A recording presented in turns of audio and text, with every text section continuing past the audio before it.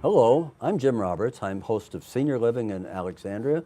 I'm on this program on behalf of Senior Services of Alexandria. This is a monthly program, as many of you that are looking in might realize. We try to bring good information for seniors, but also family, caregivers, service providers, those who are interested in the senior community in Alexandria. We work very hard to bring interesting and informative programs. We've got an exciting program that we'll look into today. I'm pleased that I'm here with Elizabeth McDaniel. She's a physician relations executive. That's a mouthful, but she does an important job with the Inova Health System. And she has some duties and responsibilities within the hospital, but within the last 3 years, she's been developing a special program in terms of continuum care. So I'm pleased, Elizabeth, that you're here, and we want to learn a little bit about continuum care. But first, tell us a little bit about your background and experience. How did you get into healthcare management, programs, working with Inova? Tell me, what brought you here today? I have been with Inova for about 2.5 years, Okay. working at the wound center and hyperbaric units. And prior to that, I have about 20 years of experience with pharmaceuticals, calling on physician offices. I was looking at your background. It looks like a lot of that experience is not related to dealing with patients or families or whatever, but it's largely dealing with actually the professional, the nurses and the doctors. Is that true, and has that been kind of a common thread in your career? Yes, I've called on physicians for over 20 years. I work with a lot of the case management departments at the hospitals, also the hospitalist groups, and other, senior living organizations that have to do with healthcare. So, and then coming to work for Inova, then you've drawn all those skills in the ability to probably have a pretty good understanding of what doctors think and how they do, and do they listen to you all the time? I would like to think they do. I'd like to think so too. So tell me a little bit about what Inova is doing in terms of this new program. What's the name of it, and what's that about?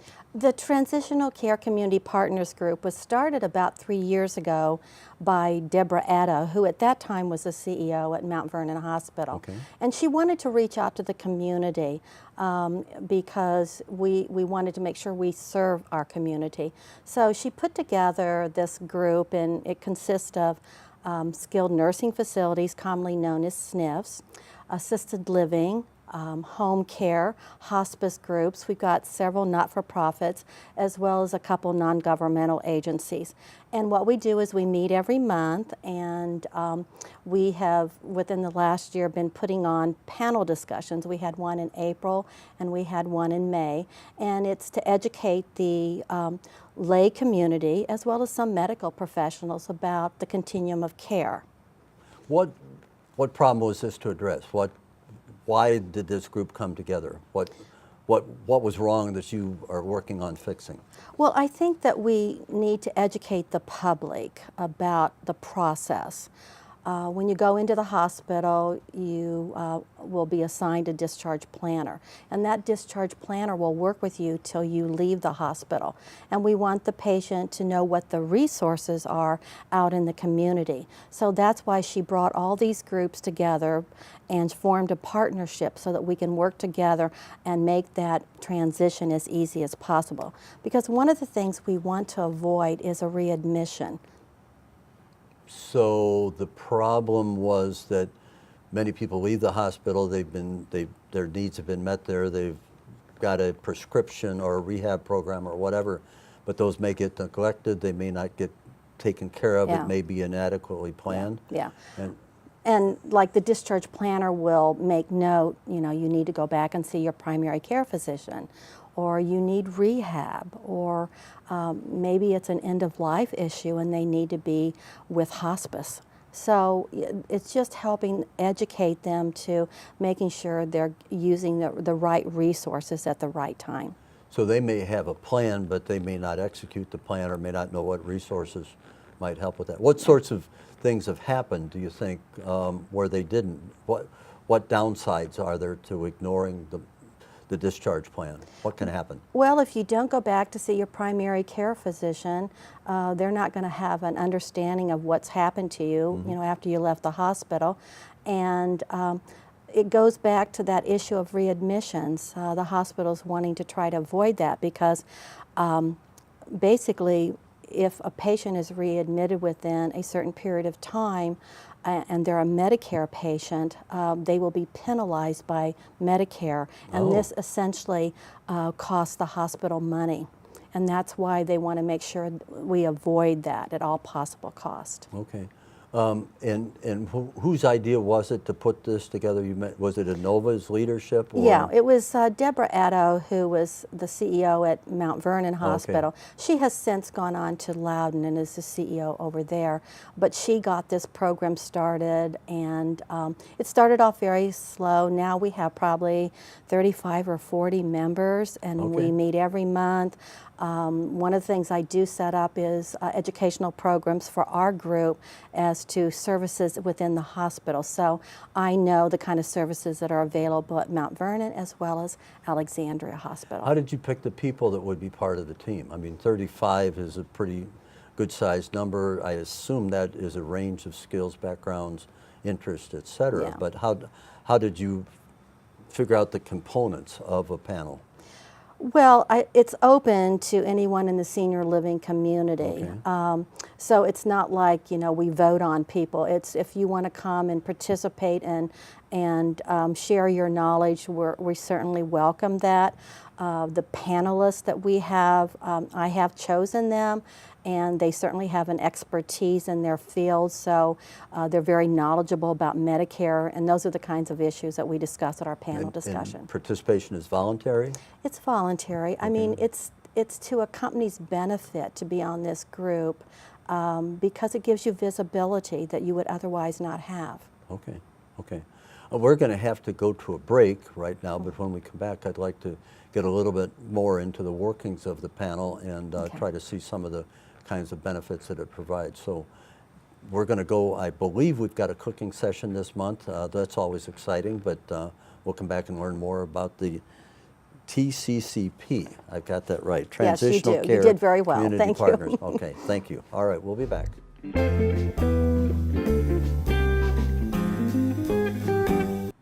Well, we're back at our favorite part of this episode, and once again, I'm here with the world-famous dietitian and cook and author and Madison Reeder. She's going to have another exciting adventure for senior cooking.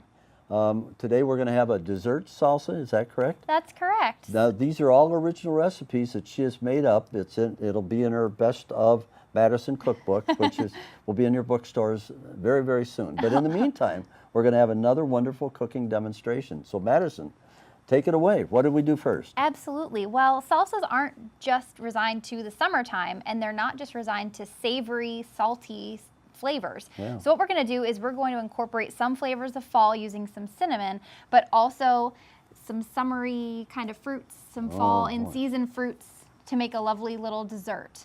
A dessert. Yeah, I think in the fall time we tend to do lots of like pies and cookies and cakes, and this is a little bit different. So if you want to bring something different to one of the holiday parties that's coming up, this is perfect for that. Okay. So it's very, very simple to make. We're using a lot of fresh fruit, and we are also going to be using the air fryer, which is something new that people are really excited about. So I'm excited to show you I'm excited about an air fryer. I've never heard of it. Oh, well.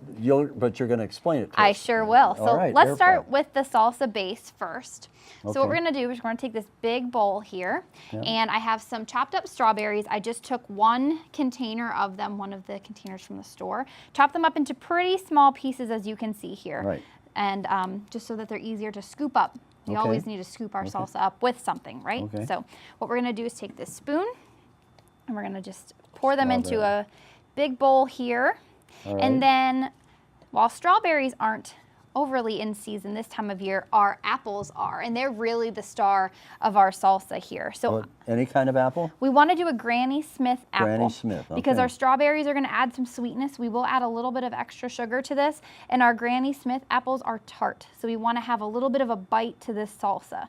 So I chopped these up really fine. Now you can take the skin off, but I left it on because that gives us a little bit of fiber. Sure. So what that does? Fiber's good. Absolutely. It's going to help keep us full, help that GI tract. Yes, indeed. Definitely All a right. good thing. So we're going to add those in. That's about 1 apple? That was 2 apples. 2 apples. 2 apples. All right, Yes. 2 Granny Smiths. 2 Granny Smith apples. All right. We will just mix that together just a little bit. These Thank you over very here, much. Out of the way. Toss that together. Oh, it's colorful. Yes, it's very colorful. You could do this at Christmas time. Yeah, and it's perfect all year round, or really. just do it every season. Yes, absolutely. right. And then the last thing we're going to add a little bit different. We're going to add some Oh, kiwi, yes. Kiwi. cut up really small. So, did you actually know that you can eat the skin of a kiwi?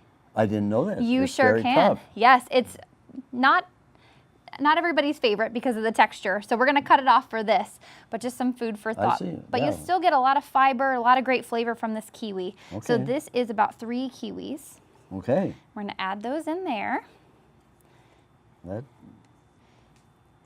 So that's the fruit. Here. I'll Thank you put that very over much. Here for you. And just gently, again, we want to be gentle with our fruit so we don't Sure. squash it down too much.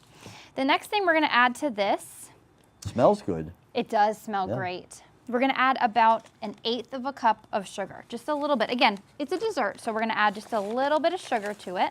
Got it? Yep, thank you. Just a tiny bit, Okay. not very much at all. And then we are going to add the juice of about 1 lemon. So I'm going to cut this lemon in half here. You want me to do that or? Sure. Oh, you've got your. And oh, then you- we're going to squeeze that. Okay, here we go. I'm going to let you take care of that, okay? All right, here we go. That's perfect. Yep, we don't want a lot of juice, just a little bit. Little bit. Perfect. Is that right? All right. Yep, that's great. That over here. Yep, that's perfect. We'll put this aside. Okay. The next thing that we're going to do is talk about our air fryer. So an air fryer really is a small convection oven. That's really all there is to it. And in the bottom of the air fryer, there's a little bit of a coiling. So what that allows it to do is it cooks from the bottom, and then the Okay. fan circulates the air all throughout. So it cooks things really, really quickly and also gets them really crispy But really fast. no oil, no, Nope. nothing. You don't need any oil. So similar to an actual fryer, you have a fry basket and then you have a base to it. So this just clips right in here like this. That's all there is to it. So we're going to take our tortillas here. So when you clean it up, you don't. It's just wash it out in soap and water, no oil or anything. None at all. And How you can, handy could that be? All right. absolutely. You can also put it right in the dishwasher too, which Okay. is great. Okay. So we're gonna make our own pita chips. Instead of buying some, we're gonna make a sweet pita chip for today. So we're actually gonna take a whole wheat tortilla because it's loaded with a little bit of extra fiber and it gives it a little bit more substance. Okay. And we're gonna just take some kitchen scissors and cut that into triangles. do- So all right. I'm gonna let you do that. Triangles. Yep. You don't want quadrilaterals or I mean, you really could do any shape that you wanted, but we'll go with triangles for today. triangles will do. Okay. Beautiful. There we go. So what's really important about when you're using the air fryer is you want everything to lay pretty flat against the bottom. If you layer your tortilla chips especially, what's going to happen is they're going to get cooked pretty unevenly. I see. So we want to lay them as flat as we can. All right. We're not going to add anything to them at this point. We're just going to lay them in here flat, as many as we can. I find that I can get about 4 or 5 depending on the size of them. So we'll start with 4. Oh, okay. I think 4 is pretty good.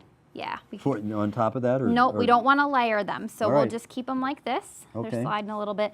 And we're going to put them into our air fryer and set our temperature for 320 and for 3 minutes. That's it. 3 minutes at 3 320. minutes. Once 4 they're only. Yep. All Yep. right. And then what we're going to do is after that comes out of the air fryer, there'll be a little bit crispy, and we're going to add some cinnamon sugar to that. So just cinnamon and sugar. What we're going to do so that that sticks is take just a tiny, tiny spray of a cooking oil. Any cooking spray will do. Shake it up. Give them a little spritz. Sprinkle this this, is after over they top. come out of the air fryer. Yep, And then they're afterwards, still warm. They're still warm. right, And okay. then we're going to put them back in for 3 minutes. Oh, okay. So the reason we don't do that from the very start is because if you put that cinnamon in too early, it will burn. I see. So we don't want that to burn. We want it Still to at have that nice. 325 the second time. Yep, we want to Got have it that Okay. nice sweet flavor, not burn. Okay. Okay. And then when they come out, they will look like this over here. That was quick. And really How quick. did you do that? Very quick. All right. And if you make them in the air fryer, it takes 6 minutes or less. So it's Okay. very quick and easy. Yeah. So then we'll toss this together Oh. now that we have our lemon juice and our sugar added. Yeah. This is something great too. I will add this that you can make the day before an event or a party or anything like that. And as the flavors marry together, it just becomes That really, really delicious. Looks very good. Yes, it does look very good. Would you like to give it a try? Is it now? So you've had your entree, your main meal, you've had all of that, and so you bring this out in bowls, or put this on a plate, or let people help themselves? I like to let people help themselves Yeah, and, okay. and see how it goes. And So- this is something that goes pretty quick at parties and events. So you can just So what do grab you- a chip, Just do this? yeah, and scoop it up, just like you would with traditional All right. salsa. Oh my.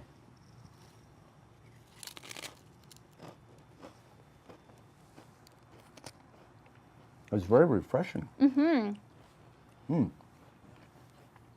I like it because it's very different for The something chips this are time very of year. good too. Thank you. Very- yeah. Thank you. I would, nope, I'm glad you enjoy it. this is very good.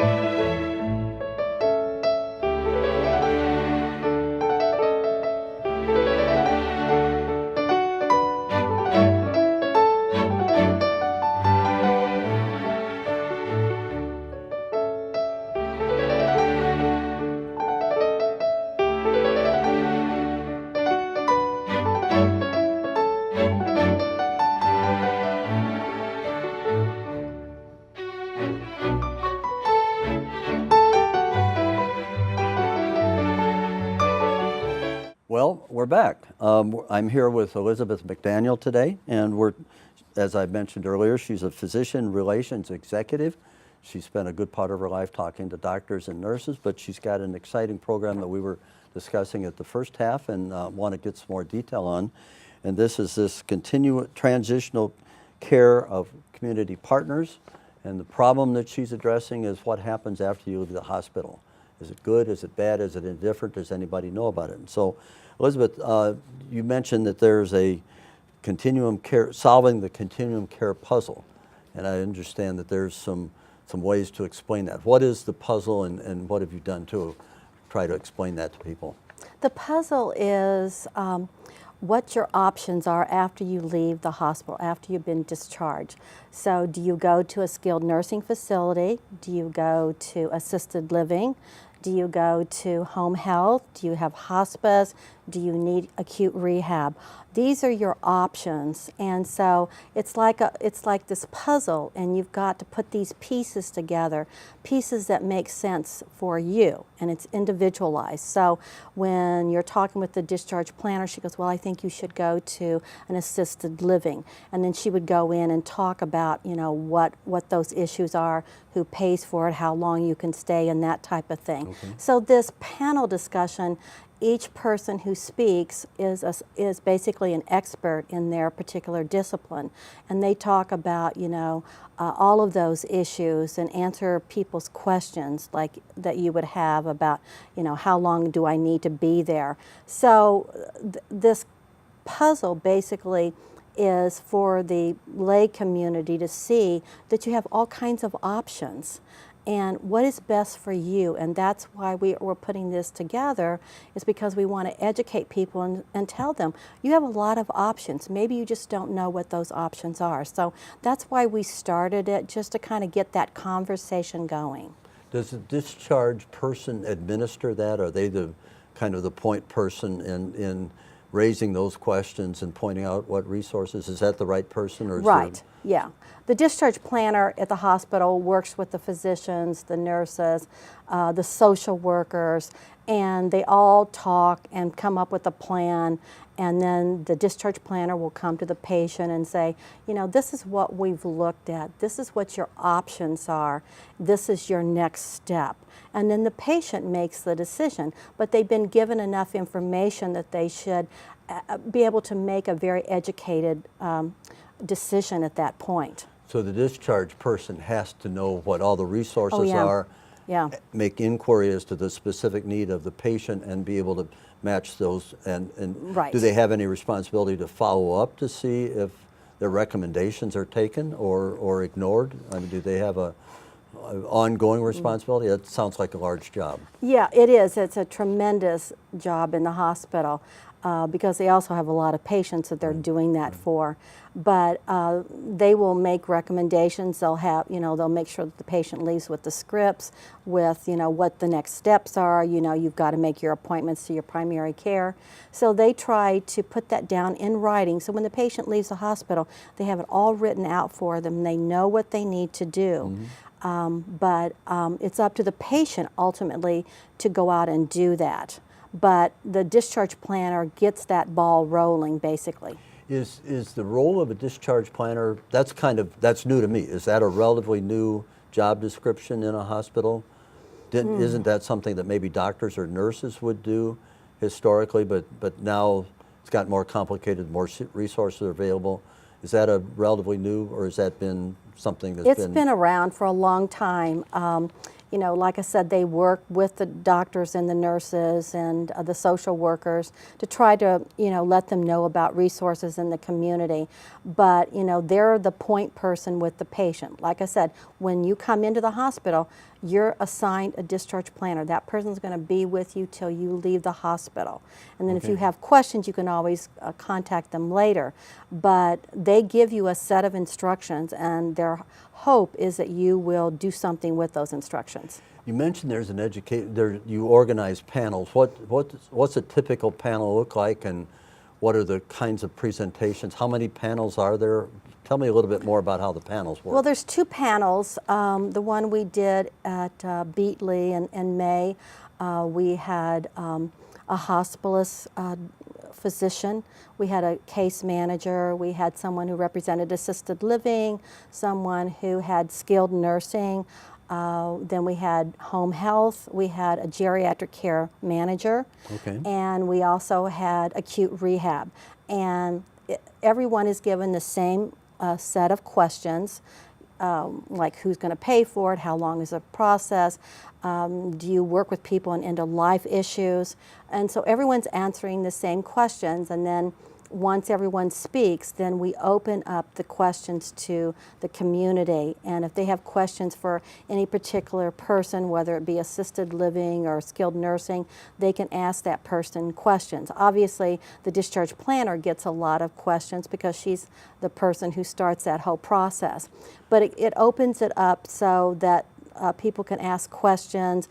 Obviously, there's a lot of questions about Medicare, and this panel is very qualified in understanding Medicare rules, which are always changing. So that setting is a group of individuals that are aware of that session and come to it. For example, I noticed that you've got an October 19th coming up senior speaker series at Beatley Library. That'll be the same kind of format? Right. It's the same panel. And like I said, this is a group that's worked together for over a year. They're very knowledgeable about Medicare, about their own disciplines. There is no talking about your individual company. There's no commercialization. Right. It's all about, you know, what the patient or what the client needs in the community. Okay.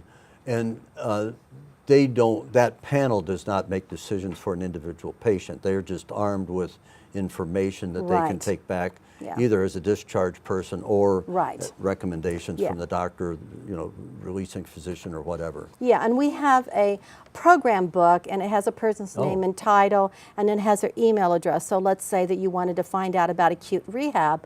Well, you would contact this person, or they would be available after the presentation, and they would be able to answer a lot of your questions. Do you try to get to families, you know, those that surround the patient and might take a hand in taking the responsibility to follow through? Is there any effort to, are you able to do that? Yeah, obviously that would be the goal, because a lot of the seniors need assistance, and they're relying on their children or siblings or whomever to help them make that decision. We have a similar program coming up in the middle of October with a church in Alexandria, Okay. where we're going to be having a panel discussion after Mass and talking about, you know, here's what you need to know as a senior, but also their children need to understand the process as well. So once again, we're getting several generations there of education. Okay. One final question. We're running out of time, but who pays the cost of this? Where's the? Is that up to each individual provider to make an arrangement? There's not an aggregate cost or No, combined? the cost to attend the seminars are free. Basically, Inova is basically footing the bill Okay. for any advertising or whatever. Okay. So there's no cost to people. We make this available to everyone so that we can educate them. Sounds great. Well, then I underline the fact that will you be presenting on October 19th? I'm going to be moderating. Moderating? Yes, Oh, even yes, better. Okay. Yes, that'll be fun. Okay. All right. Well, good. Then people can come and learn what their individual, their personal situation is, as well as what the group does. So, well, thank you for telling us about that program. That's innovative. Yes, and, thank you useful. so much. Yeah. Thank you for having us. Oh, good. It's good to have you here. Thank you. Thanks.